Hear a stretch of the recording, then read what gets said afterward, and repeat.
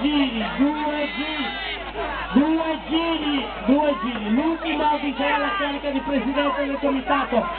Siamo al 3, siamo al 2, siamo all'1, via! Aspetta che corrono! Si sta parlando il presidente, si passa in prima posizione, non la faccio amici.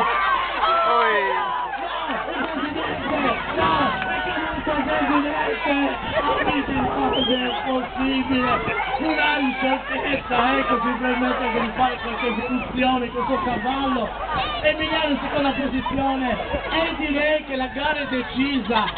Il presidente Franco Sava verrà investito anche per l'anno prossimo della carica di presidente del comitato e siamo tutti contenti. Facciamo un bel applauso al nuovo presidente del comitato Montelora. Grazie, ha dimostrato tutta la sua bravura, il suo impegno nella festa di quest'anno che ha sfidato un intemperie.